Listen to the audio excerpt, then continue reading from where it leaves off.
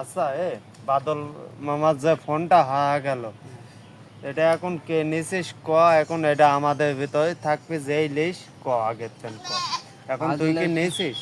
না, আমি তো ফোন নিয়ে নাই এখন, ওর কাছে ফোন নাই। ও দেখ, ও নিতে চায়, নিতে নাকি। ওর কাছে ও তো ফোন, বাদলের ফোনে তো অনেক ভালো ছবি ওঠে, ও তো ছবি তোলার জন্য পাগল। ও নিচে নাকি দেখে। বুঝলাম না, তোরা কি দুজন মিলে মনে করতেছিস যে আমি চুরি করছি ফোনটা? তা তোরা আমাকে কেন দোষ দিছিস? আমার ফোন নাই বলে কি আমি তো এখান থেকে যাইও নাই, গেলে তো তো দেখতেই পাইতি আমি এখানেই আছি, তোদের সাথে আছি। তাহলে ফোনটা নিয়ে আমি রাখবো কোথায়? বাসায় তো যাই না।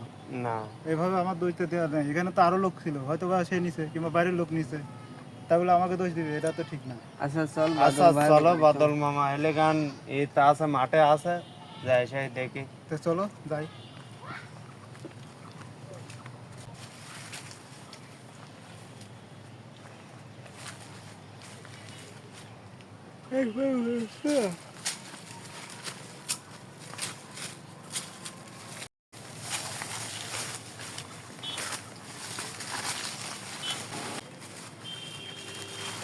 কি ব্যাপার মামা, তোমরা এখানে গেলে?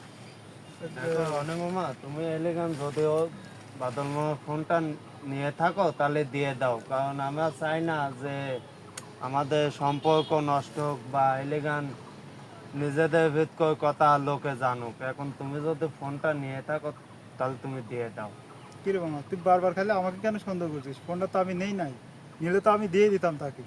আর আমি কিভাবে নেবো? আমি তো তোদের সাথে ছিলাম। দেখো বাদল, তোমার সাথেই তো আমি ছিলাম সকাল থেকে এই পর্যন্ত।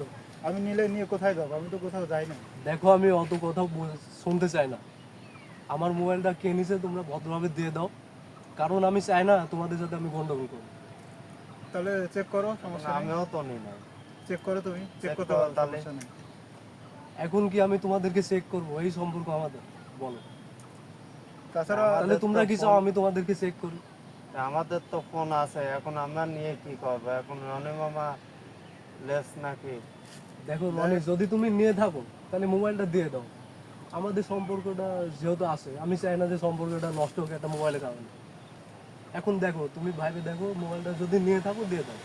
দেখো, আমার কাছে ফোন নাই, তার মানে না যে ফোনটা আমি নিচ্ছি।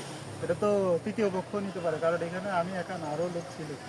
তাদেরকেও জিজ্ঞেস করতে পারো, দেখো তারা নিচ্ছে কিনা। বন্ধ করো। দেখো, এখানে রাহুল আছে, আশাফুল আছে, আরও দুই তিনজন ছিল, তাদেরকে জিজ্ঞেস করতে পারো, তারাও নিতে পারে।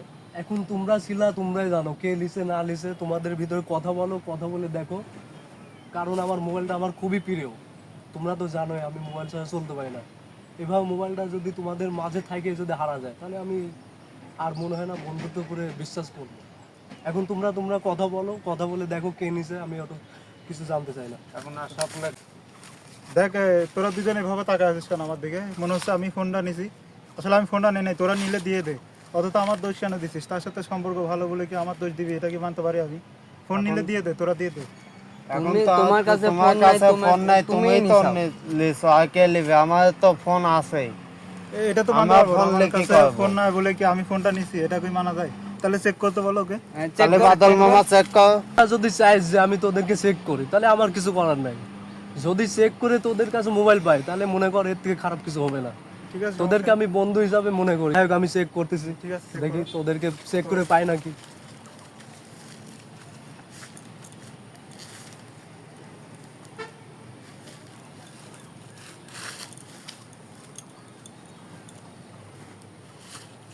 আচ্ছা,